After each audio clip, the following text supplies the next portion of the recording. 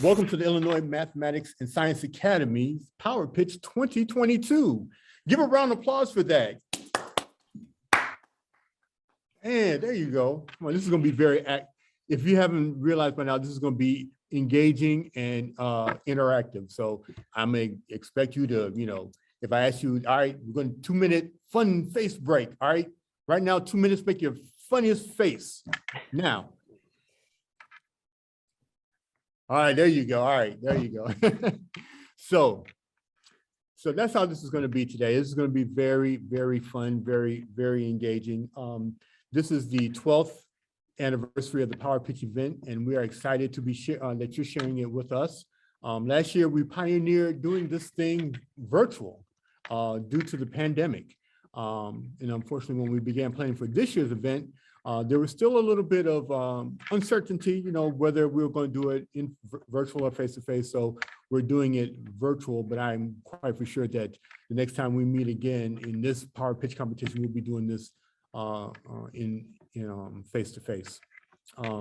Now, the recording of the event is now. You will be able to see the taped event tomorrow night at 5 p.m. on YouTube. So make sure you check out, and I believe it's the IMSA channel, if I believe it. If not, one of the producers will step on the line and let me know if that is incorrect and correct me. All right, so for those of you that don't know me, I'm Dr. Storm Robinson. I am the Associate Director for School and Community Engagement at Georgia Tech, where we just held a STEAM Day for some K-12 students today. You probably recognize me. I was at IMSA and I just left as of last November as the former Chief Innovation and Education Officer. But I'm here at Georgia Institute of Technology, and maybe some of you may have thoughts or aspirations of coming here. If you do, hey, just let me know. We have some very important people, but way more important than me, here that I want to introduce to you in just a second. But first, let me let you know about the format. This year, we'll show each team's pitch video, followed by questions from the judges. For brevity, each judge has pre-scored the videos and has written down a single question to ask. The judges will then score today's event based on your responses, and the winners will be determined by the sum of both sets of scores.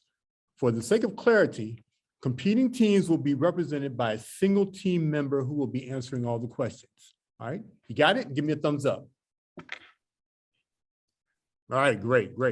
Now, let's meet your judges for the PowerPitch of 2022.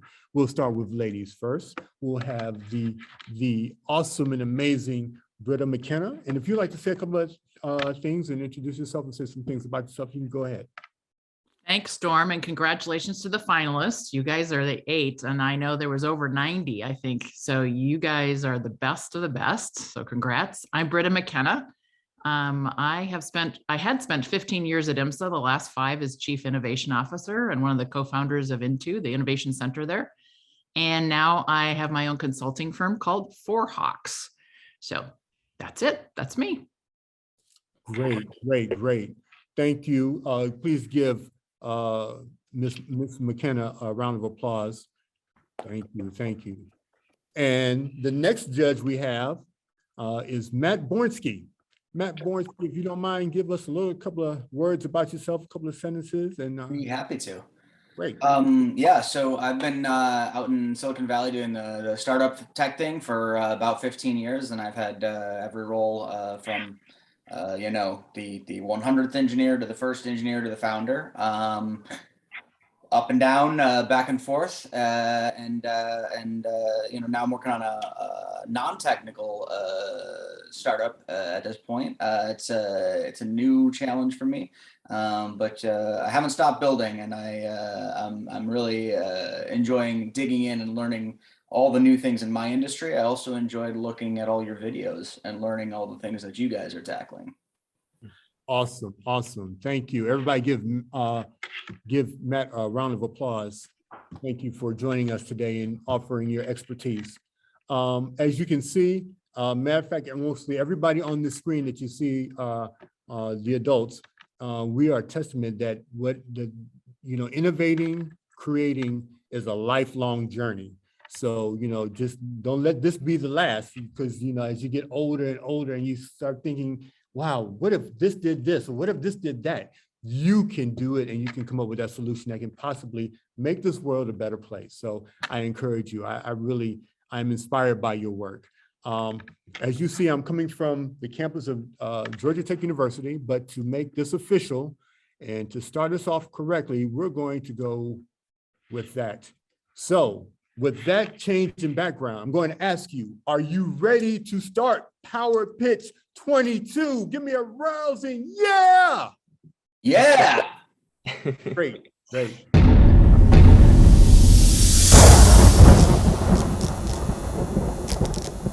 So we have the box from Oak Park. I guess that's where you all are from. Tell us who you are. Also tell us your other team members' names. Make sure you include all of them, and tell us your school as well. Okay, so my name's Eleanor Green. I'm a senior at Oak Park River Forest High School. I have 3 other group members, Dagan, Ezra, and Eva, and we started the Box Oak Park through our high school's incubator program. Great. Awesome. Well, now, Steve, if you can show the video. Hi, we are the Box Oak Park. I'm Ezra. I'm Eleanor. I'm Eva. I'm Dagan. Thank you so much for taking the time today to listen to our presentation. Hashtag Unbox Oak Park. Imagine putting your life's work into a business that you are passionate about and then having it be ruined by something completely out of your control, a pandemic. According to the Wall Street Journal, after the COVID-19 pandemic, more than 200,000 small businesses closed their doors. We are your solution to this problem, the Box Oak Park. Our mission statement is to help small businesses reconnect with the community in a post-COVID world. We are targeting Oak Parkers, ages 20 to 90. As of now, there are no other businesses like us, and we hope to expand and create other boxes in different communities. We are hyper-local, student-led, and a big selling point for us is that all of our profits go towards a college scholarship. A typical timeline looks like this for us. On day 1, we pitch our idea to a new vendor. By day 3, we're negotiating prices and numbers. Our web store opens day 10, and with our average sellout time being 5 days, we're sold out day 15, assembling and delivering on day 20. This image is from our very first launch in December with Brew Point Craft Oak Park. They were new to the community, so we helped them get their products out. We sold 50 boxes during this launch and made a profit of over $400. This second photo is from our Valentine's Day release with Blackout Baking Company. We sold 75 boxes and had a profit of over $600. For our most recent launch, we did a family spring baking box with rare bird preserves. We offered a cookie box where you didn't actually have to make anything, and then 2 different higher priced boxes with scone mix and a combination of different jams and preserves. As of now, we have sold to about 200 people in Oak Park, with each box being priced at an average amount of $25. This means our market potential right now is about $5,000, but this is with us doing the business part-time. If we continue to expand to do this full-time in Oak Park, we'll be able to grow this number exponentially. Here you can see our first campaign that we did with Brew Point Coffee. We've listed our revenue, cost, profit, and margin.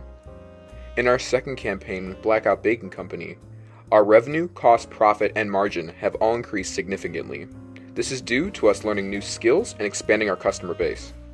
From our first to our second launch, we had a 5% increase in our gross margin, leading us to have a 32.5% average gross margin. We have been featured in the Wednesday Journal, which is a major news publication in our town, and from this article we were reached out by someone from NBC5 Chicago to possibly do an interview in the future. So our business validation is that we have interacted/DM'd with or reposted by 23 small businesses and have had 5 official partnerships, 2 of those coming from our giveaway, and 6 businesses have reached out to us to do a possible partnership in the future. In February, 2 of our group members went to our local Chamber of Commerce meeting where we pitched, networked, and validated. Here, we connected with a lot of prominent community members who were in business and even sold some of our product. After seeing our success in our town, we believe that expanding our business is very possible. Our name itself is even variable, and from the beginning, we have wanted to be able to expand to other communities where we can change our name. For example, the Box Hinsdale. Our business model is modular in the way that we can connect to local businesses and their communities. If we were to expand, we would make sure to focus on the customers and their communities, see what they're interested in, and keep up with the trends. Keep up with us on our Instagram at thebox.oakpark. We have over 800 followers, and we're currently doing a cookie spring giveaway with one of our past partners. Thank you so much for listening to our presentation today. To keep up with us and have any of your questions answered, visit our website at theboxoakpark.com. That was an awesome video. I was very inspired by that stuff. Now, what we'll do is we'll go to our judges to see if they have any questions. For the first round of questions, I guess we'll start off with you first, Britta. Oh, I always love to go first. Love your idea. I love supporting and buying local. I have lots of questions. I'm not sure which one to ask first. My question has to do with actually how the customer is picking it up. Can you explain? I looked at your box. It does not look like it's shippable. And if your model would pivot, if you were to expand to another town and you had to ship, how would your business model change with shipping costs? Because my guess is they're picking it up, or your team is hand delivering it. What's going on there? Yeah, so one of our main selling points is that we're bringing small business right to your doorstep. So we do offer delivery, and since we are in the early stages of our business, we do all of that ourselves. Right. We split the delivery and we choose, but we also offer a pickup option. So for example, our last launch with Rare Bird Preserves, we had pickup at the Oak Grove Welcome Center from 4 to 6, and we had all the pickup boxes there. But if we were to expand, we would probably invest in higher quality packaging that is shippable, because I have a box right here. Since we knew we were delivering it ourselves, we could go for a little bit more of like a cute gift box style rather than a stronger cardboard, but that is something we've looked into if we would be shipping. So our current model is only local pickup only or local delivery only, but I could see ourselves, I looked into some custom packaging where we could get our logo on the front and then have some heavier duty cardboard for future launches where we would ship more like nationwide would be our goal. But since this is in our like very early stages, we did choose to go with more of a gift box style because we are delivering ourselves. Did you do any research about the actual impact to your business model, like for the heavier packaging costs and shipping? Just ideas? Yeah, so right now, we charged $2 for we charged no delivery for our first launch, $2 for a second launch, and with the gas prices and stuff, since we were delivering ourselves, we did $3 for our second launch. So we know that our customers are willing to pay the extra delivery fee. So we'd probably have our box say $28, then you can choose to do delivery or pickup. So the delivery would be the shipping cost. I looked into the packaging. I don't have those numbers right off the top of my head. I know that this packaging with our crinkle paper and the box itself is $1.08. But I think it'd be more around like $2 to $3 per box with the customizable. I know I did a project where I worked with another business for a different class, and to do custom packaging for the outside and the inside with a bunch of decor and designs was around $7, but that was also like a way bigger shoebox. So my estimate for outside packaging would probably be around like $3 to $4, and then we could adjust our prices a little bit to accommodate for that. Okay, thanks. Awesome. Next, we'll have question from Matt Warnski. Yes, thank you. I also have quite a few questions. Great concept. My question that I'd really like to dig in on, though, is have you done any work to understand how your customers are actually using your product, in the sense of how your customers are they buying it again? Do you sell to you've had several boxes now, and I'm particularly interested in box that had 3 variations. Have you done any breakdowns of the demographics of who bought which variation? Have you seen repeat customers for box C but not box B, for instance? That type of segmentation. Have you done any effort on that? Yeah, so I have looked into that, and we do have people who have bought every single launch that I'm noticing because I'm delivering to their houses and then like recognize. So we have had some loyal customers. For example, one of our loyal customers has bought every single time, and every single time, without a doubt, there's this group in our community called Takeout 25. Okay. She'll post a picture of it and like a paragraph review that she really enjoyed it. So I do see repeat customers. Sometimes we did get people buy box 1 and then also buy box 3, but not box 2. It kind of just depends on their preferences, because some people were like, oh my God, I love coffee, but I'm not as down for scones or whatever. Or one customer I reached was like, ugh, I don't like coffee, but I'm totally love this concept. And they bought box 2 and 3.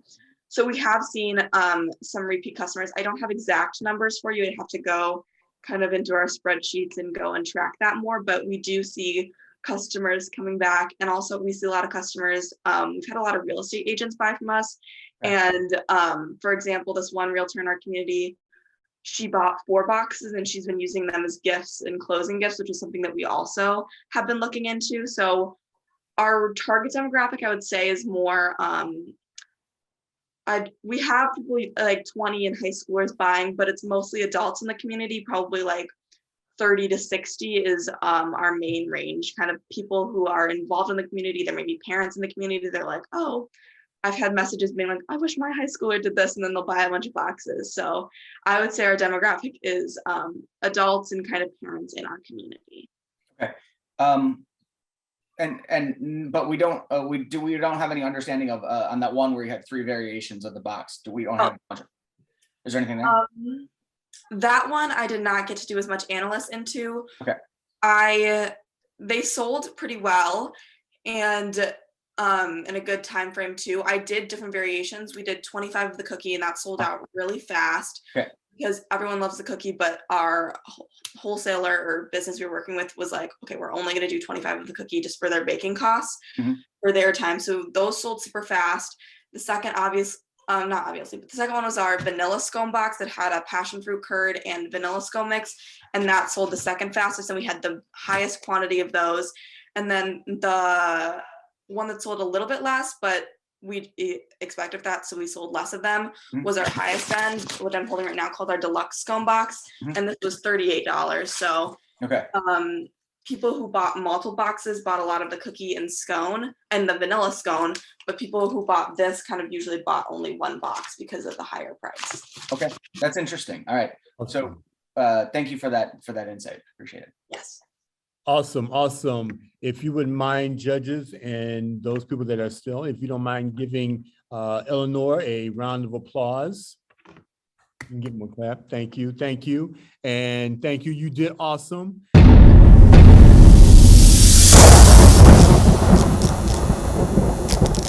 Go ahead and tell us who you are, and then if you have any team members, please mention them as well, and your school. Yeah, so my name is Leo Kruger, and I am a senior at Vandalia Community High School. That's about 70 miles out of St. Louis in South Central Illinois. And I'm the sole proprietor in this business, so no team members other than my parents who are constantly there supporting me. And just a brief little anecdote about myself. So we had a bonus room in my house, and ever since I was young, I've just loved having a business in that room. So it started out as like a Chuck E. Cheese one day. Like I would buy tickets from a local store and, give prizes to my parents. And then the next week I'd do a theater and I'd put on plays and charge my parents to come in. So that just kind of set a precedent for now actually creating this business. So yeah, just to give you a little background on all this, my passion for it. Great. If you want to go ahead and describe it, tell us about it. Yeah, so Mezcla Mix is a time-based snack, the first of the market actually. So we have a morning, a noon, and a night snack mix. And I did a lot of research to find ingredients to put in each of the 3 mixes. And those ingredients are specific to that time of the day. So in our morning mix, we have chocolate-covered espresso beans as a natural ingredient. And then when we go to our noon mix, I have a dark chocolate as a natural ingredient, both of those offering a caffeine content.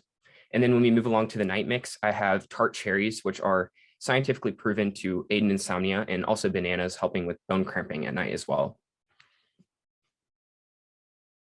So now, thank you for that description. What we'll do now is we'll look at your video.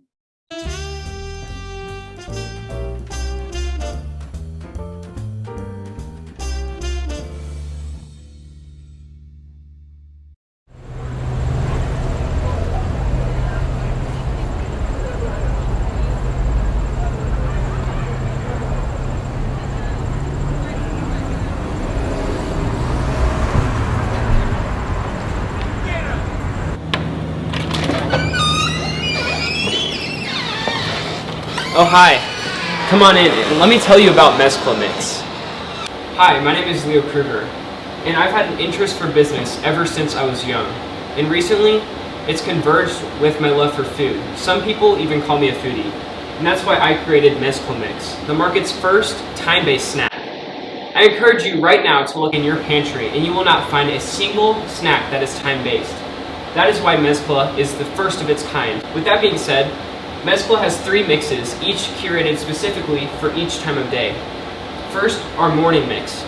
With an active ingredient of chocolate-covered espresso beans, it's paired along with cranberries and almonds to make the perfect start to your day. Secondly, Mezcla's noon mix. An active ingredient of dark chocolate offers a natural caffeine boost in the midst of your day, paired along with goji berries and cashews. Lastly, we have Mezcla's night mix. An active ingredient of tart cherries helps to aid in insomnia and melatonin. Paired along with bananas and almonds makes the perfect midnight snack. When referring to fiscal means of Mezcla Mix, since inception in late February, I have accumulated close to $3,500 in gross sales. With cost of production of each mix, the morning mix costs $2.09, the noon mix costs $2.80, and our night mix costs $2.41 to produce. We sell each bag at $7, so it's a pretty good markup. Our primary consumer target market is middle to upper class age citizens. That consists of roughly 65% of America. And of that 65%, we predict that 5% would buy my product. If each person in that 5% bought my product for $7, that would go for close to $74 million in gross sales. And that's just one product per each one person. Mezcla offers extremely easy packaging with a zipper. It can be tucked away at any moment and any place. Mezcla currently only sells directly to the consumer. We have multiple retail partnerships pending for when we do obtain the proper licensing to go to the retail level. With that being said, I'm very thankful for you tuning in today, and I'm so happy I got to share my passion with you. Please follow us on social media at Mezcla Mix, and I encourage you to snack with a purpose.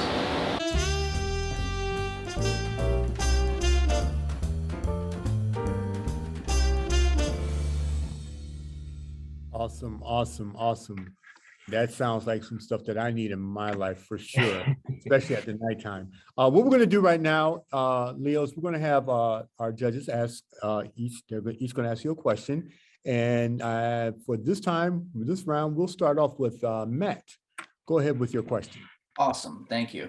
Leo, great presentation. Congrats on the work that you've clearly put into this. I do have a question about your customer segmentation, your customer targeting. So you mentioned adults in a certain age range, but within that age range, it feels like there's probably a wide range of personas, a wide range of ways to subdivide that might have higher and lower take up on your product. And I was just wondering if you had any more insights in that didn't make the presentation, or if there's something you know there that you could share. Yes, sir. So originally starting out, my target market, I was really curious as to what I should choose. And now after I've been selling my product for close to 2 months now, I've realized that it's primarily women actually that purchase my product. And these women age range anywhere from their early 20s to late 40s and 50s as well. So now I've made that more niche since my video that I made, and it's primarily women. Okay, that's interesting. Yeah. I mean, figuring out why that is and seeing if that's worth doubling down on would be fascinating. Congrats. Thank you so much. Awesome response. Now we'll have a question from Britta. Yeah. Thanks. I love the positioning of your product as time-based. Yeah. That's unusual, and I really like that, especially because I'm hypoglycemic. And so I like the fact that, okay, and I'm thinking also about the caffeine and the evening part too. As somebody who does get some leg cramps sometimes, you've put some thought into that, and you are hitting the target market. I am it, right? So good job. All right. Thank you. So if you're wondering who is messaging you, I was gonna say, I think it was me, Okay. because I was doing my judging homework, pre-judging homework. So here's my question related. You did a very good job of getting back to me quickly, even though you were in school. Okay. Thank you so much. But yeah. So at $7 per 4 ounces, which is not on your packaging or your website or you're anywhere. I dug in. That's why you had to get back with me. So at $7 per 4 ounces, do you feel $28 a pound is a good fit for your target customer? So I would agree exactly to that. And my reasoning being, my customer, my target market does have a disposable income. This isn't a trail mix that you're going to go into the gas station and purchase for a quick snack on a road trip. This is more of a higher level since it is themed to throughout the day. I would consider it almost more of like a boutique snack too. So people are buying my snack for the purpose it holds. And so I think they would be willing to pay more money for that. Okay. So in the boutique snack category, who are your competitors? So I would say my competitors, there are a couple. One specifically is called Sakara, and it's a snack brand. They are more of like a luxury snack brand. They brand themselves as, and I feel my company gives off the same vibe as them. And there's other similar snack brands as well. Another pricing, I'm just wondering. Yeah, so it's pretty similar to mine as well. Okay. All right. Yeah. Thank you. I tried to look whenever I was deciding my pricing. So funny enough, my geographical region, the average income is about 50% less than the average in America. So my target market isn't necessarily where I live. However, when I was looking, I asked around my town as well as did market research when deciding on my pricing. Okay. Awesome work. So please give Leo a round of applause for such a great presentation.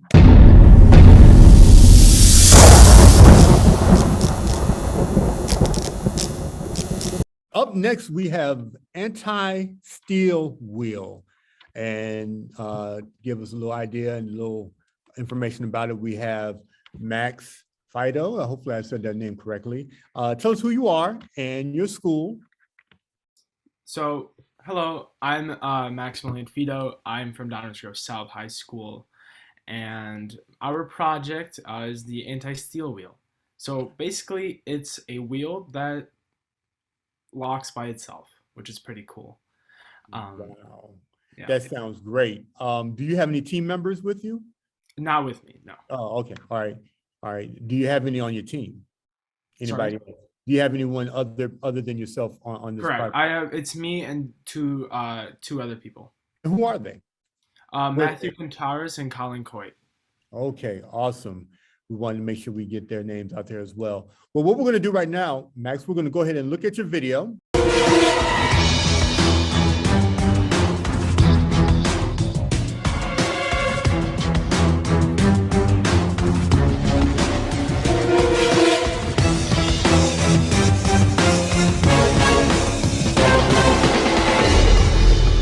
Hey Sharks, my name is Max. My name is Matthew. My name is Colin. And we have reinvented the wheel. So we made an automatic locking shopping cart wheel for shopping cart markets. The Food Marketing Institute reports that an average of 2 million shopping carts are stolen every year from grocery stores. This results in about an 8,000 to 10,000 loss per store. Many of these carts are abandoned in various spots throughout the community. These abandoned carts can pose an environmental risk. Not only are we saving money for the smaller stores, we are also helping to save the environment by eliminating shopping carts from being out in random places like the rivers, streets, or forests or anything like that. Is there anybody else doing this? Our product differs from others on the market because of low installation costs. Other products require construction to the property to install the invisible barrier. With our product, you are buying all that is required. I need to know, what does it cost to make and what are you going to sell it for? After totaling up cost of materials, a controller hub, which will be placed inside the store, costs about $8 to make. A wheel, one wheel, costs $30. We've decided that we can sell our product to upwards of $50 to still make a profit and grow our business. And for you sharks, we made a video demoing our wheel. How do you share screen again? I don't know.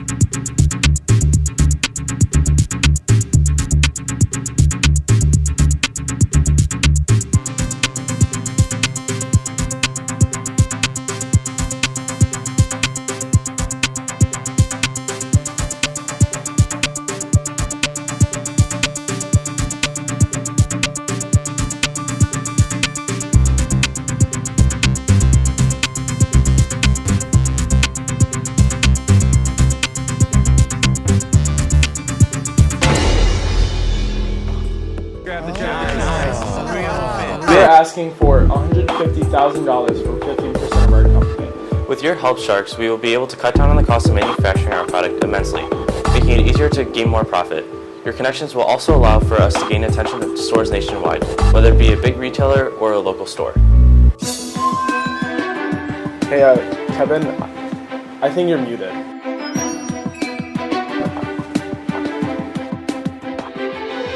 Could you repeat that? I couldn't quite hear you. I want to make the first offer if I might, okay? Your camera is off. I'm going to give you the $150,000 for 20%. What are you going to do? But before we see what actually happens, let's look at some other products in the market. New at Cincy chain of Valley Dollar Stores is trying a new way to keep people from ripping off their shopping carts. 13 Action News reporter David Schumann shows us how shoppers are forced to put up collateral first, and the results have been a bit rocky. Known as the coin cart lock, outdated due to the lack of customers carrying around coins and also difficult to install and use for both customers and employees. I've watched dozens of shoppers come up and try to get a cart, and there's been some confusion. Some people, they see it's locked and they walk away in frustration. Others think that they're being charged 25 cents to use. Our second biggest competitor is a German company called Rocketech. Although Rocketech just started recently moving to the US, they have one major flaw in their design: the need for installation. Their wheel lock requires a wire to be installed around a perimeter for the lock to even activate, unlike ours where the lock activates when it can no longer connect to the main hub via Wi-Fi. After not being able to find a price tag, we emailed their company and were extremely disappointed that in fact their price does depend on the dimensions of your property and the unnecessary installation cost that comes with. And yes, Barbara, we will take your deal. Now back to you, Kevin. Congratulations, congratulations.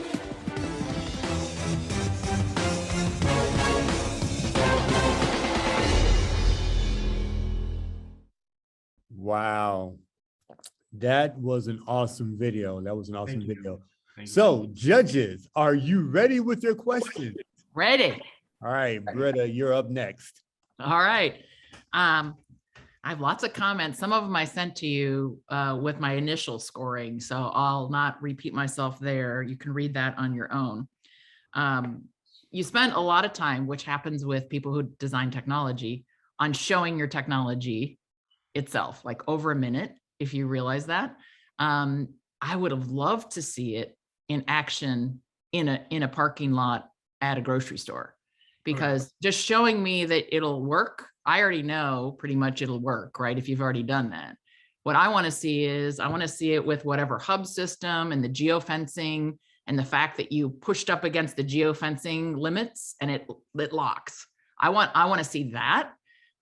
So if you have you done any kind of piloting with a grocery store? Do you have any plans, or what would that look like? So we have a grocery store that we kind of use for testing, and so we've played with a lot of things. Initially, our idea was just to have one smart wheel and the rest just regular wheels, and that's been working out pretty well. But for more security, we did try two or three even, and obviously we had better results. So we have tried that. My partners and I were taking this class, so that's where we spent our time to working on. So in one classroom, we would have the Wi-Fi hub, and then we would go out into the hallway and see how far we can make it in the school until the cart basically stops. Great, great, great. Matt, what is your question? Yeah, thank you. So I see the competition against the coin locks on convenience. I see the competition against the other wheel lock system on installation costs and unit costs. Have you consulted with grocery stores to see what they need out of such a system? I'm just wondering because it seems like this is largely like a radius-based thing, and I'm wondering if that actually if that solves their problem well enough, or if they would actually prefer the precision control of the line-based system. I don't have an answer. I just want to know if you've talked to somebody and done some research on that. So we have interviewed a bunch of the store employees, store managers, and store owners. We haven't directly asked them which option they would prefer, just because when we were making interviews, that was the start of our project. That was kind of our way of justifying our problem statement. And more or less, we found out that yes, this is a problem, and there is a solution that store owners, specifically store owners, would like to have. And the biggest problem was that none of the options out there are cost effective. One shopping cart costs around $200 each, and that's without any customizing, especially bigger retailer stores like Costco or Target, which all their carts are customized. And there wasn't like Rocketech, the German company. We believe that their installation costs are too high, and it's at the point where companies would rather just pay for the new carts rather than install a new security system. And this problem we found is the most prone to seen in cities. Just because of people's housings being really close to stores and markets, that it's more convenient for them just to take the cart outside the store's perimeter. And it was those store owners and those store managers where they said this is a bigger problem. Unlike my school, Downers Grove South, where it's located in the Chicago suburbs, all the stores here said they were fine. Honestly, they were like the furthest you'll see a shopping cart go is to the end of a plaza. And that's just because everyone in the suburbs drives cars, and it's too long of a distance to take a cart from a home to a market, or vice versa. And so it was the city owners that said this was a something they would like to see. So yes, we did talk, and that is why we started this product. Okay, great, thank you. Wow, Max, I tell you, you have given us some information that I didn't even think about when I go to the grocery store. That's awesome stuff. So what we'll do right now, give Max and Team Anti-Steel Wheel a round of applause. Thank you. Thank you.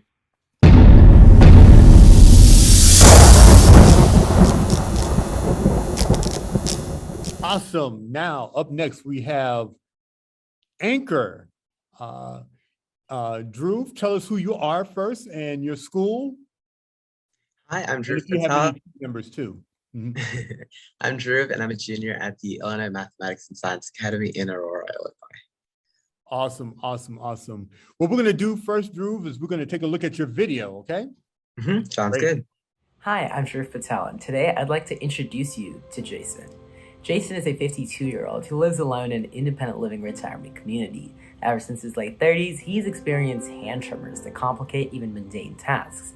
While he's found solutions like self-stabilizing spoons and pencils, he still struggles to solve the root problem of actively and effectively correcting his tremor.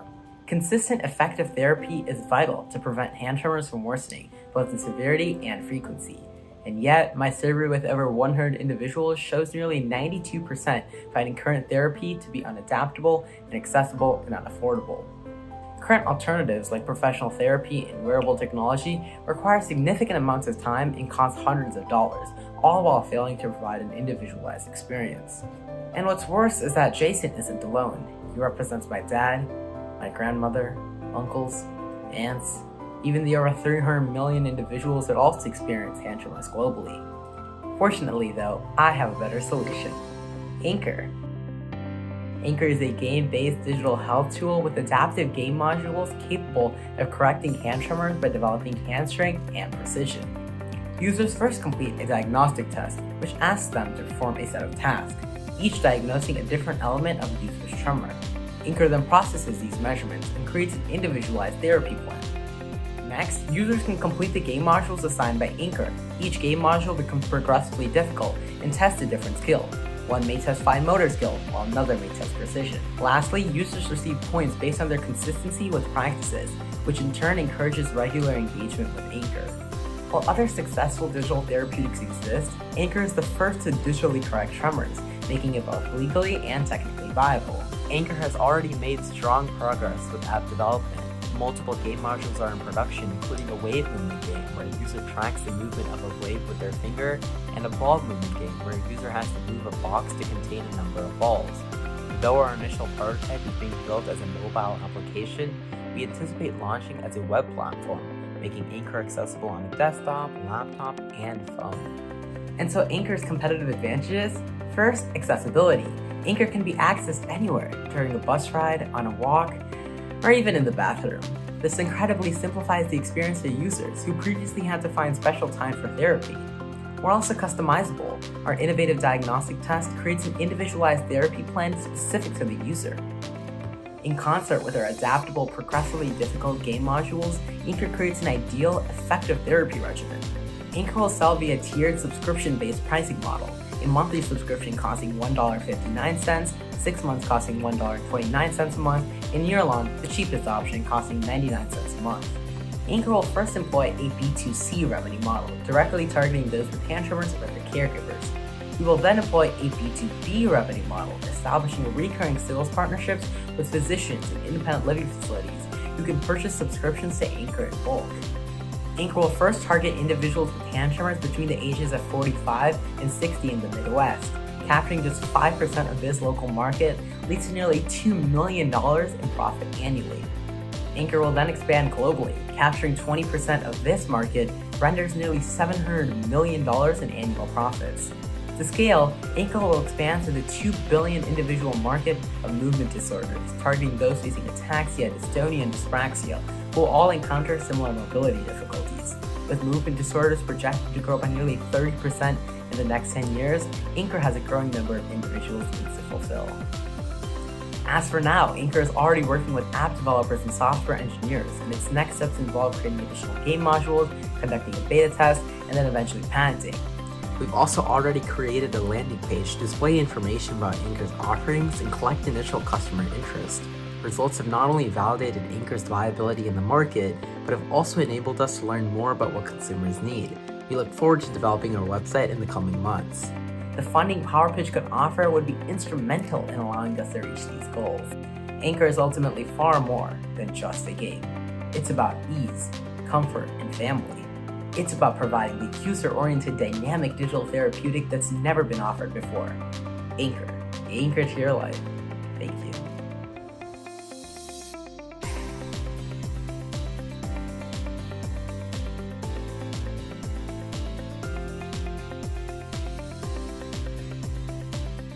Now we have questions for you, Drew. I think we'll start with Britta, I believe, right? It's actually, no, I'll start. I'm happy to start.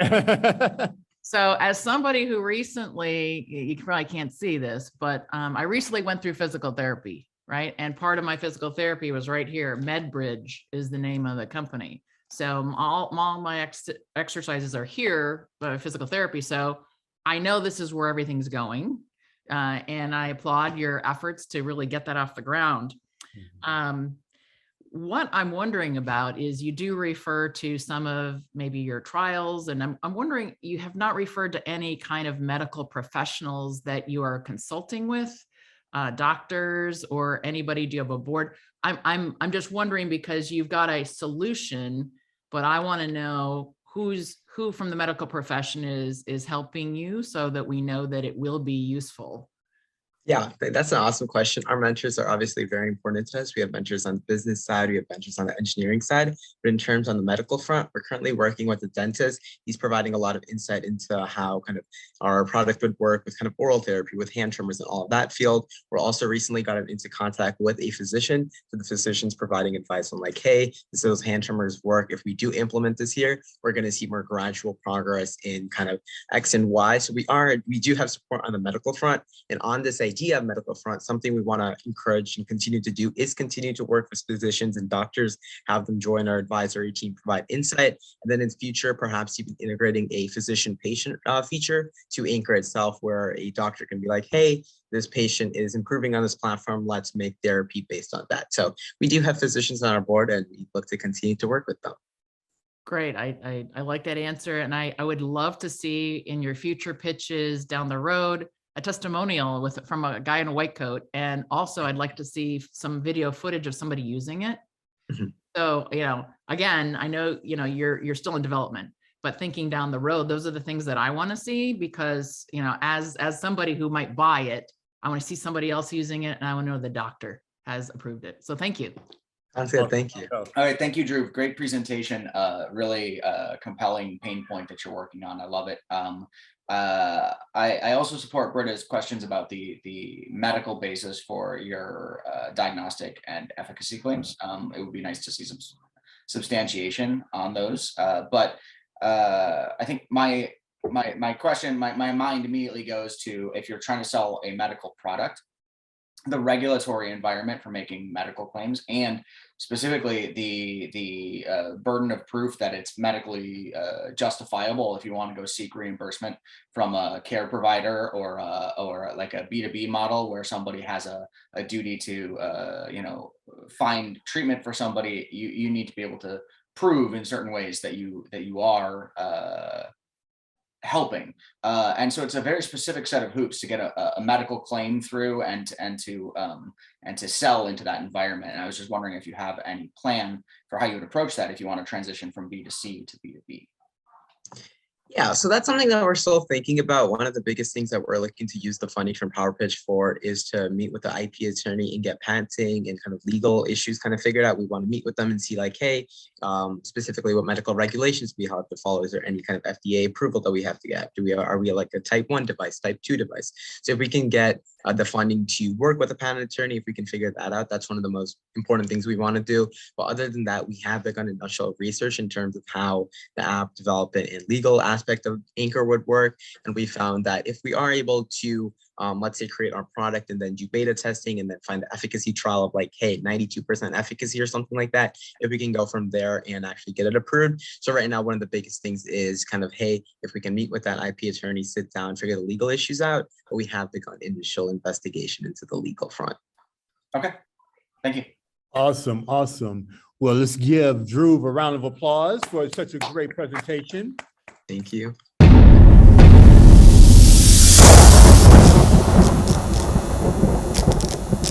So up next, we have Dogware Leash, and we have the representative from the group. So please tell us who you are. Also give us the names of your team members if you have any, and tell us what school that you're from.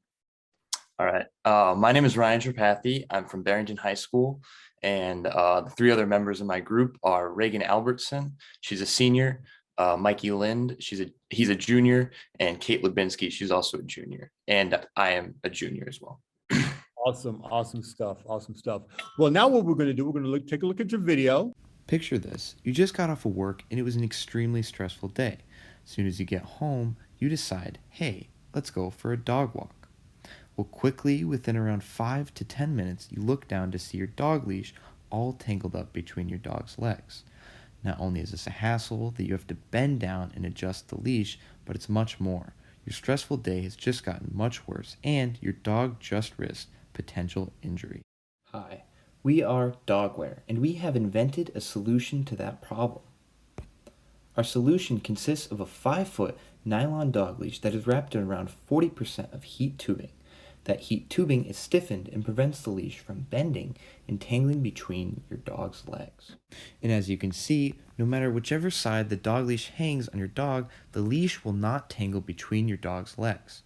We absolutely 100% guarantee it. As of May 20th, 2021, when Dogware became an LLC, we have been able to sell 110 dog leashes.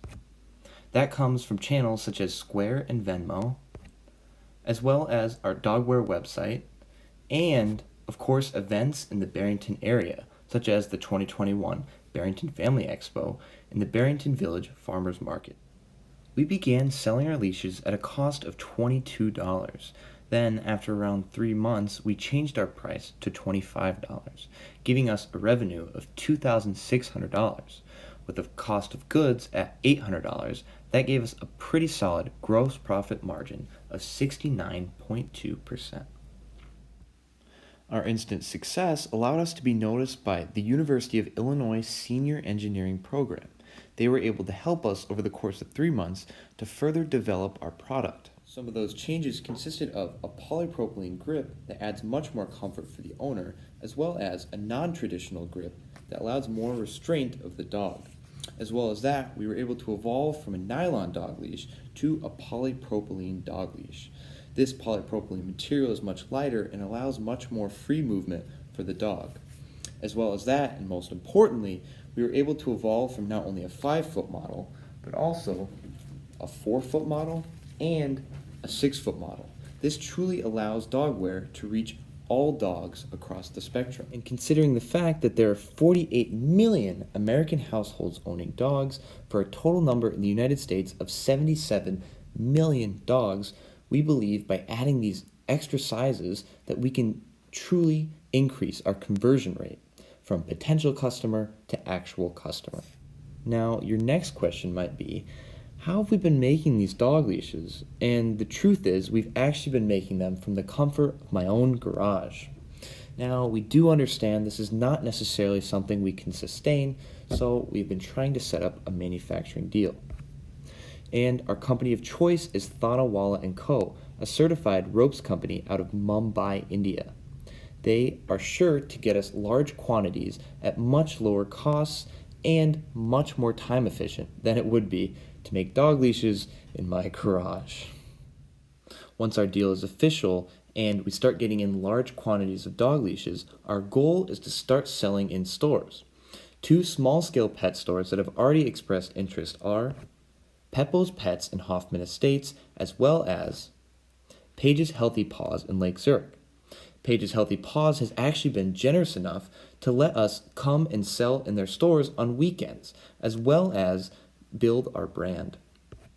Once we gain traction with these small-scale pet stores, our major goal is to get in stores such as Petco and PetSmart. This would truly allow us to grow as a company and gain far more profit than we would ever imagine.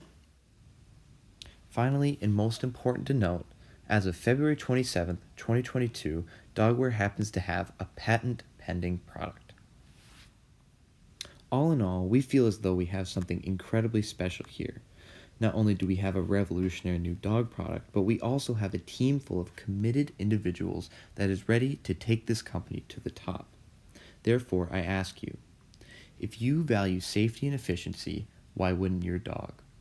Dogware, for pet owners who care.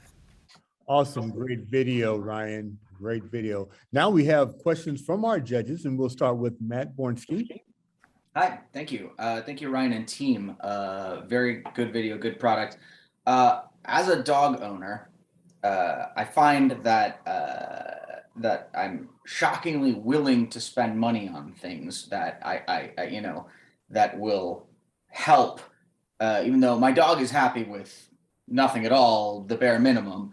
But as an owner, I find myself spending money. have you done any pricing analysis on your product as opposed like to comparable products that people are buying for dogs? Beyond just what it costs to make this product, have you considered what the market will bear? Have you considered what people are happy to pay for other products that are just like, or the next thing to this? Does that make sense? Yeah, that does make sense. So I have. And that's kind of the reason why we started at a price of $22 and then we evolved to $25 because we saw that people were willing to spend more money on these dog products. And with these new models that we have, we're actually thinking of bumping that price up to $35 because we walked into a store, Peppo's Pets in Hoffman Estates, as I mentioned, and we saw leashes selling for $45, $42, and we're like, man, we could really bump this up. So in the future, we're hoping to bump up our price to $35. Okay, I was just because it sounded, I don't want to say absurdly low, but that was my first thought. I'm like, wow, it's a pretty cheap leash. Yeah, to start off, we started a little bit low, but we're hopeful to get it up now that we're kind of have a manufacturing deal going and everything. Okay, cool. Thank you. Awesome answer. And now a question from Britta. Great. I enjoyed the video. I don't have a dog, but I actually watch dogs for friends that have hypoallergenic dogs. And I don't know who's doing that in 5 to 10 minutes. Mine's 5 to 10 seconds when I'm like already. So I'd be a customer of yours. But I'm really interested. Oh, and I wanted to say, I love the fact that for your class, you needed, or whether you did it on your own, you went out to the pet store and you did the market research with the customers to actually to interact face-to-face and get feedback. That is so important, and it's a step that's missed many times. So kudos for you for doing that. I don't know which question to ask. Oh, okay. I'm going to ask about your manufacturing because I'm very interested in getting you out of your garage and into manufacturing. So you chose Mumbai, and I'm just wondering if you've actually looked at the impacts, shipping impacts and delays with COVID in having a manufacturer so far away, and if you thought about any local manufacturers, and just tell me a little bit about that. Oh yeah, I really have. That's one of the big things is when we were shipping out just a sample of our product, it cost like $100. And we were like, whoa, it's not something we really want to keep doing, right? So we decided to reach out to the Illinois Manufacturers Association. And yeah, I actually just had a meeting with them 2 days ago, and they are willing to, we're going to send them, kind of an idea of what we want. And then they're going to put us in their newsletter by May 2nd. And then by then, we can hopefully find some manufacturers locally. That's the big goal. Okay. Well, I got a contact for you too, if you need one. So. Okay. All right. Thanks. Awesome answer. Very good. I would like to have the judges please give Ryan a round of applause for a job well done.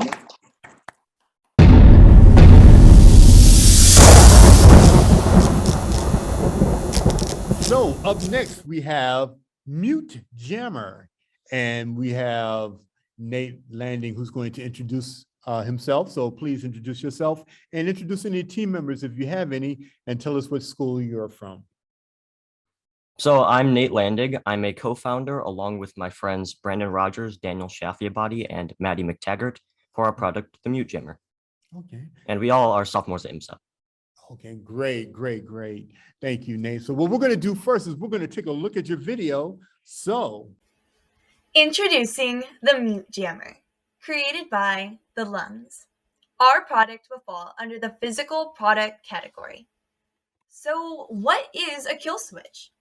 This is a specialized component of some electric guitars that cuts the electrical connection between the instrument and the amplifier. Now is the value proposition for our product. The main pain point that we're trying to address through the product is that in order to get a kill switch effect currently, you need to buy an expensive guitar in the $300 to $2,500 range with the kill switch already attached, or you need to install it yourself, which is not only expensive, but also time consuming and runs the risk of damaging your guitar. The product that we've created is an attachable kill switch that connects through an audio jack.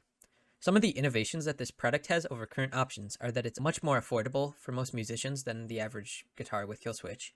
There's no assembly required, it's impermanent, and it works on any guitar or bass, so it can be transferred between any one of a musician's instruments. Since the product alters the sound of musical instruments, we've opted to show you its usage in a video demonstration.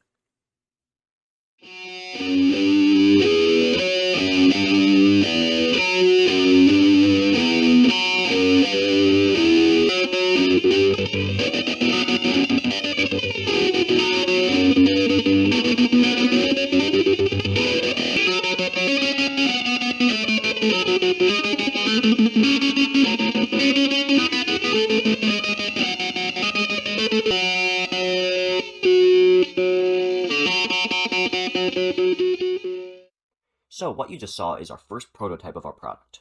There are a few improvements that we want to make, such as adding a larger button like you would find in an arcade machine. We also want to add a suction cup to this button so that the user is able to customize where they place the mute jammer on their instrument. We will be expanding the cable and making it more flexible to add to this point as well. Our biggest edit is consolidating the wiring seen on the right into a convenient and compact shell. Cost and price, two of the most important things to consider not only when creating a product, but when running a business. Now, for Mute Jammer, our prototype cost us around $15. And when estimating production cost on an early manufacturing scale, we'd estimate a cost of around $10. When looking at retail, we'd like to see a price of around $40. This would net us a max profit around $30 with a range between $25 and $30. This price is due to the affordability for musicians in our target market, along with the fact that it's on par with similarly complex pedals and gadgets for guitars. Now, in terms of market potential for our product, there are an estimated 20 million intermediate to advanced level electric guitar and bass players worldwide. What this means is that our market potential sits around the $800 million mark. This graph here shows the guitar effects pedal sales by year in thousands of units sold. As you can see from the data, there's a bit of an upward trend in the amount of units sold. And this upward trend would likely apply to our product as well, because guitar effects pedals have a similar target market. The fact that other entirely different effects pedals are our closest competitor displays the uniqueness of our product, because although they do similarly change the sound of musical instruments, the Mute Jammer provides a very unique effect. In terms of product promotion, there are two different avenues we would like to pursue. One is through sponsorships with influencers on platforms such as YouTube or TikTok, or with popular musical artists. The other is through advertisements. These would be targeted online ads to appeal to guitar and bass players. When it comes to product logistics, we'd like to consider two main areas, one being distribution and the other being manufacturing. When it comes to distribution, we'd like to take avenues of both online and physical retailing. Online retailers would include places like Amazon, Sweetwater, which is one of the largest music online retailing platforms available, along with our own company website. When it comes to physical retailers, we'd like to look at places like Guitar Center and other independent music stores to physically distribute our product. And when it comes to manufacturing, we want to prioritize our profit margin while also ensuring that our product can stand up to regular use, so it ensures that our product will be used often by our customers. Any investment we receive will roughly be broken up into 3 categories at this distribution. Around half of our funds will go towards reaching out to manufacturers so we can begin producing the Mute Jammer. A smaller percentage will be used to gather paid feedback from consumers and others in the industry so we can continue refining our product. Any remaining investment will be set aside to cover any future expenses, marketing and otherwise. Awesome stuff, man. Great thought, great creation. As a musician, fellow musician, I've seen something similar to that made by another DJ friend of mine. I think you have something that can actually cross different types of instruments. But enough of what I'm saying about. Let's hear from the judges and let them ask questions. I think I let Matt Barnsky go last, and I'm going to let him go one more time again since Britta had an opportunity to go twice. Oh, the makeup, I like it. All right. So first of all, congrats on a couple of things. One, I noticed, it was a quality presentation, but also I really appreciated the acknowledgement slide at the end of your slide deck. You took intellectual property seriously. Good job. Thank you. All right. Also, whoever's playing the demo, you're way better guitarist than I will ever be. Thank you. Okay, congrats. The demo, though, is actually the root of my question. The demo was compelling, but when you look at the prototype, I understand it's a prototype, and then you look at the price tag, about $15. One of the things that comes to mind is when I buy audio gear, people make a big deal of the quality of the connections, the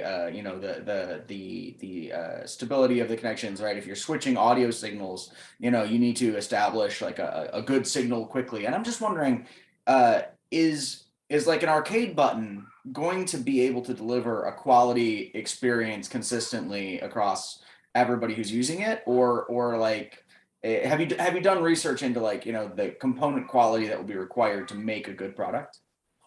That's a great question. So one of the things that we thought about a lot was trying to make the Mute Jammer seem less like a toy and more of like a professional piece of music gear. Yeah. And so during our prototyping phase, we just chose some of the cheapest components so we can prove that we know how to wire and things like that. Sure. But in the future, we know that we can find various higher quality components in that same price range. Okay. And so we've kind of modeled a future where we can continue producing for $10, $15, and then selling at $40, we would still make a considerable profit. Okay. Are there specialized like audio buttons and switches, or is it just you just need to get one that switches the right loads quickly? Like whatever. So it's actually a fairly simple like electrical circuit that we have set up, and we didn't use specific components for music production and things like that, but it doesn't really matter because of the nature of how it works. Okay. All right. Thanks. Great answer. And now we have a question from Britta. We do. First, I want to say, Nate, thanks for telling me what your product was, because I had no idea what it was. And thank you more for actually demonstrating it on the instrument. So I totally get what it is. And I love the idea of portability, so that it's just not on that one. You could actually take it and apply it to many, and a different kind of a price point. I like all those features. So, and one more kudos. I do like the progression of prototyping that you showed us, and telling what your next steps were going to be, right? And then thinking about that. So I know that your brain is on, your team's brain is on, and you're really thinking. I am a nut about budgets. And so I love numbers, and I'm a marketing person. So what I loved it. I actually am familiar with Sweetwater. I love the idea of having, getting feedback from influencers. And I know that's going to be a lot of money. Yes. So I'm just kind of wondering, what thoughts have you given in your budget to marketing your product? And, you've talked about where, but the impact of marketing dollars, have you done research on that? What that could do with the price of your product? Right. So we've been looking a lot into how much we need to spend on marketing going forward. And what we found is that a lot of people have advised us to get a solid first draft of our product, not in the prototype phase anymore, before we start to even market. And so we want to collect more feedback. That's something we're in the process of doing right now, about our price point. And once we have enough money saved up to like hand our product off to various influencers and have them give us feedback about it, I think that's where we're going to get a lot of our best feedback from them. But yes, it will be expensive, and it's not something that's going to happen right away. Okay. Yeah. And I like your approach. And, when you talked about where your money would go, I would put the get your feedback from that audience at the very top. I wouldn't worry about manufacturing right now until you actually get the feedback and perfect your product a little bit more, because you won't be going to manufacturing stack until you do that. Okay. Thank you very much. Great presentation. Great product. Please give them a round of applause.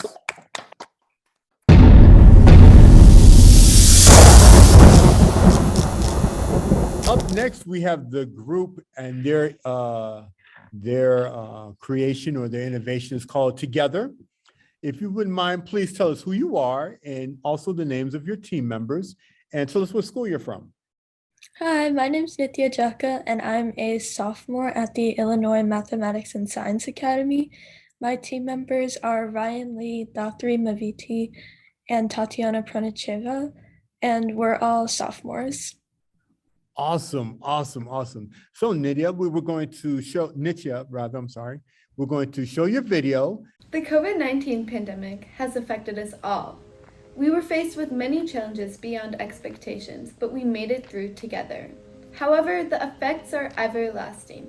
Over the course of the pandemic, screen time among adolescents have increased from 3.8 hours to 7.7 hours a day, and the majority of this increase is due to social media apps.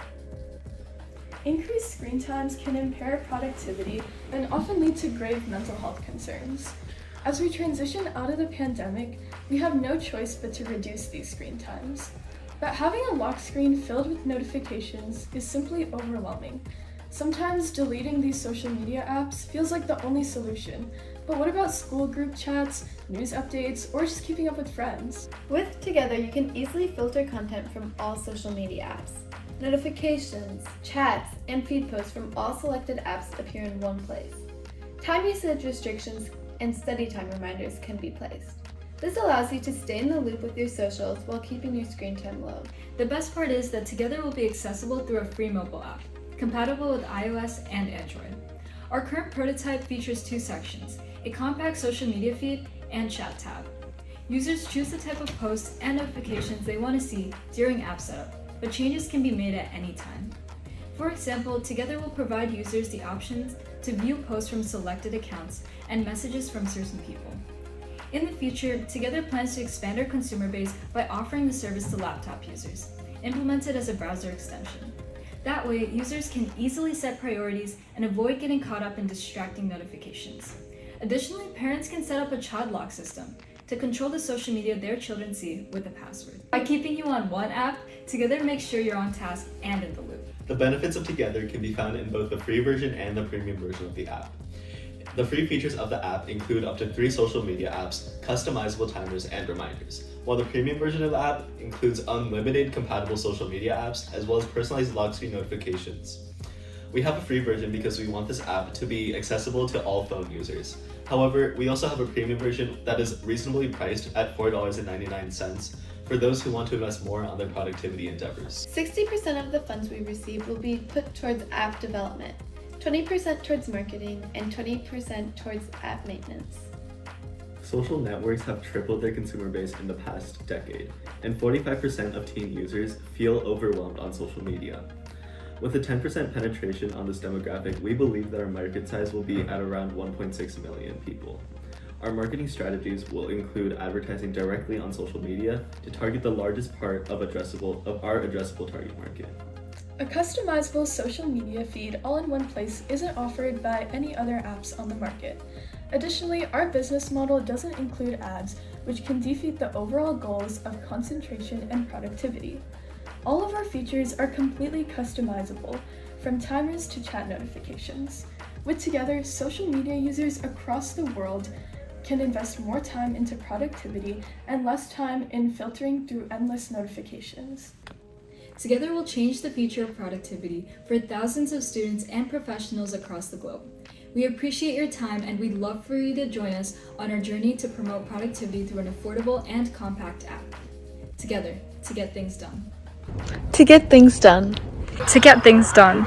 To get things done. To get things done. Together, to get things done.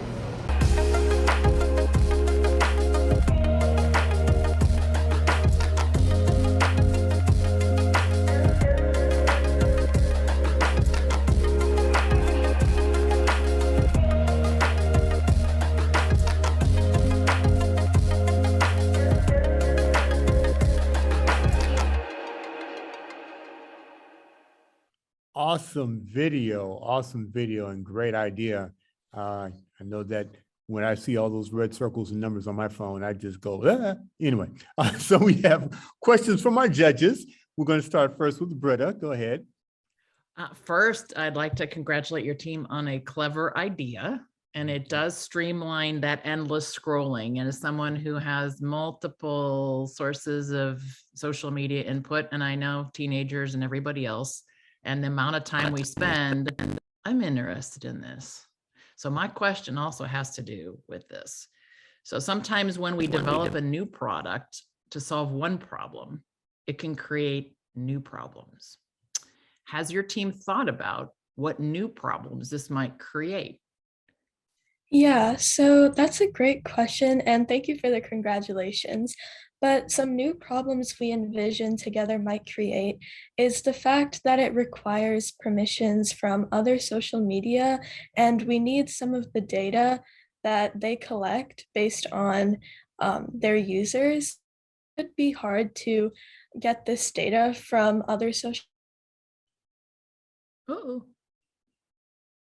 media apps, and it's basically because they could see reductions in usage time on their apps. And some ways we plan to counteract this issue is that currently apps such as Instagram and TikTok already offer specific timers to limit users' usage time of the app. So we believe that making their apps together compatible will show their users that they're dedicated to the safety of their users and will therefore establish them as a caring company. Okay, good. Yeah, I'm gonna, where my mind went, you went a different area, which is good. My mind was thinking about creating an echo chamber. So, and part of the, in the world when you're just self-selecting and you're not getting the broad picture, you could be creating an echo chamber so that the world becomes much smaller. So that's just my little input, but good answer. Awesome. Thank you. Awesome. And now we have a question for you from Matt Bornsky. All right, thank you. Cool idea. I noticed in your presentation, there were a few different rationales for why somebody might want to use this. There was one argument made for mental health and hygiene, sort of stressed out, the feelings that people were getting, being overwhelmed, all this. And there was a different argument being made for productivity. And I'm just wondering if you see your app as solving both of those, solving one better than the other. Are these the same people? Are these different people? Like, how do you reconcile those two different use cases or needs? Yeah, that's a great question. And we definitely have collaborated. Our team has worked through addressing both of these problems. And what we came up with is that our initial target market will be teens because we're teens ourselves and we've faced these problems ourselves. Like for me personally, being on social media and seeing other people like living different lives and like remembering that they have different lives and they are choosing to publicize probably the best parts of it is hard.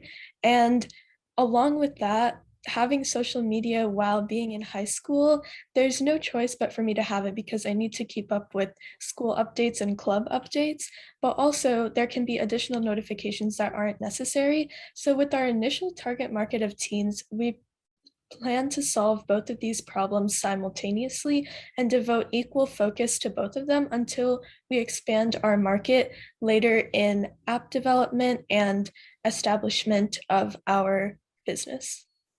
Okay, thank you. Awesome work, awesome job. Please give this group a round of applause.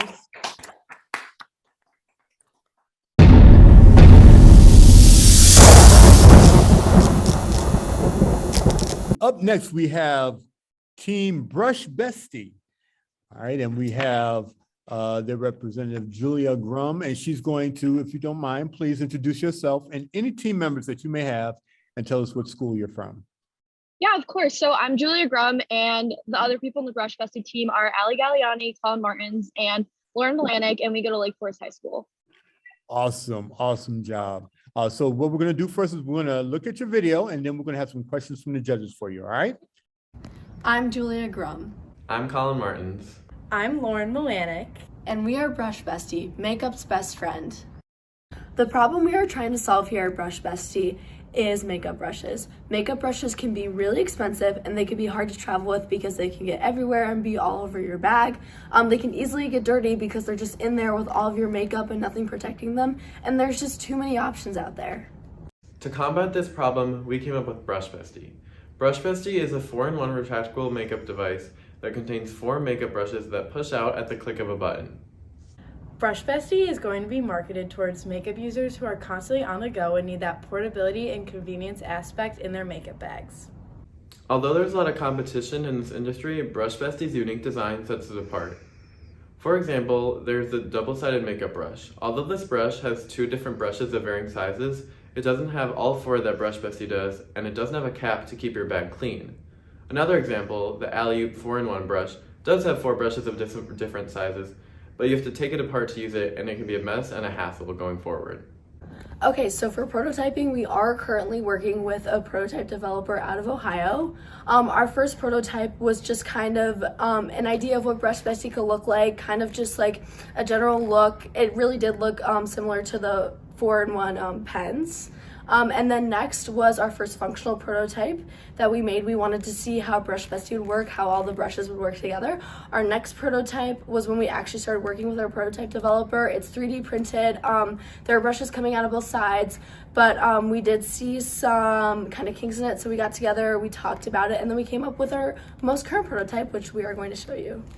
Brush Bestie's market potential is huge. Right now, the makeup industry is booming with new products all the time, and Brush Bestie's unique design sets it apart from the rest. As makeup users are always trying to find a more efficient way to put on their makeup, Brush Bestie is the perfect partner for any makeup user. The potential is high, and Brush Bestie is ready to come into the market. We accomplished so many things this year. We went to South by Southwest EDU where we pitched a 1-minute pitch at the student startup competition. We are currently working to obtain a design patent. We are also working with a brand partner to help us manufacture our product, and we are going on WGN, which is our local news station, to help spread awareness on our product.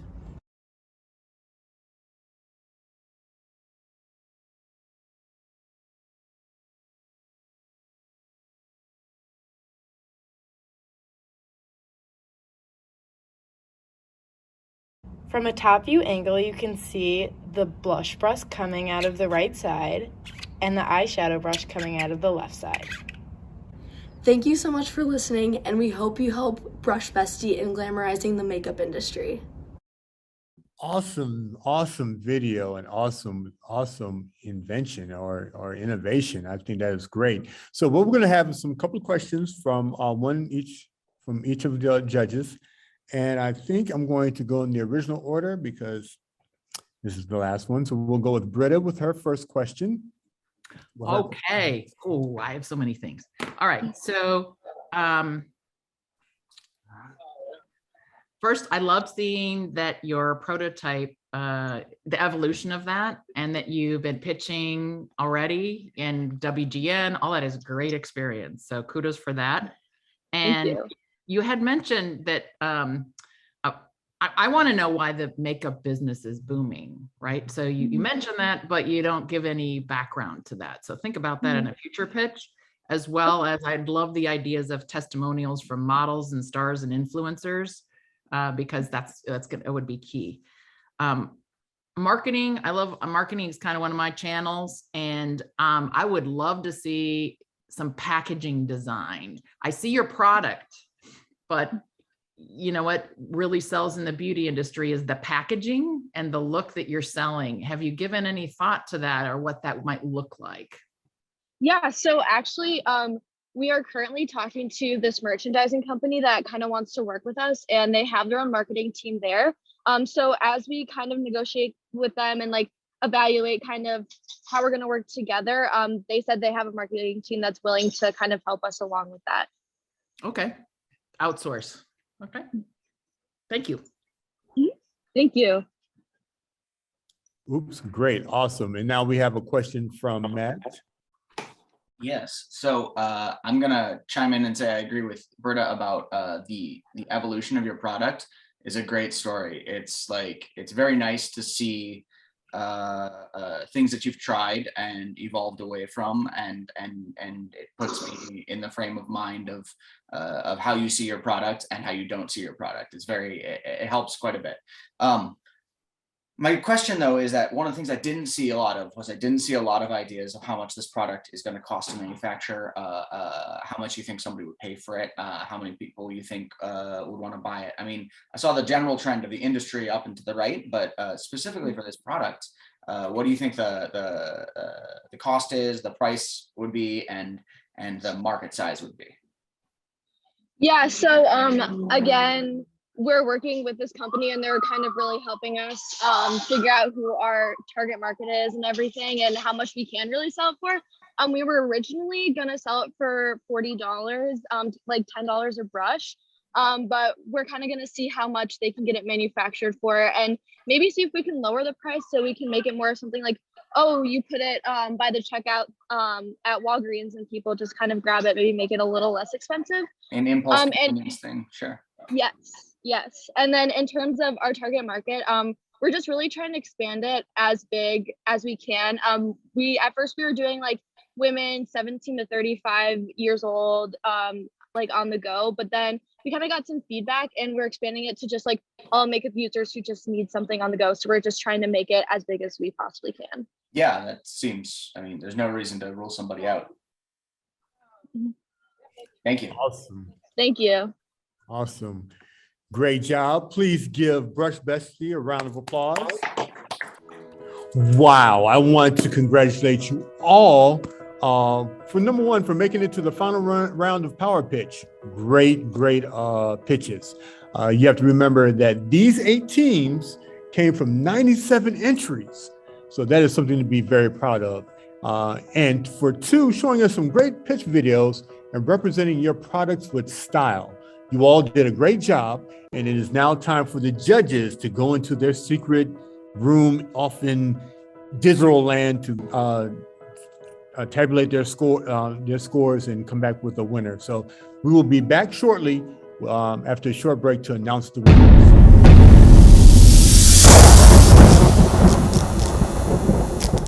Wow, now after that short break, we have your winners for PowerPitch 2022.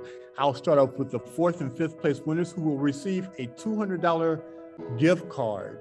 Your 4th and 5th place winners are, in 5th place, you have Dogware Leash, and in 4th place, you have the Box, Oak Park. Congratulations. Give them a round of applause. Right. I can't wait to get my hands on it. And now, for your 3rd place winner, is Mezcla Mix. Give them a round of applause. Congrats, Leo. Thank you so much. Coming in at 2nd place, you have Anti-Steel Wheel. Congratulations. Give them a round of applause. Thank you so much. And your 1st place winner for a grand prize of $4,000. Coming in 1st place, you have Team Anchor. Give them a round of applause.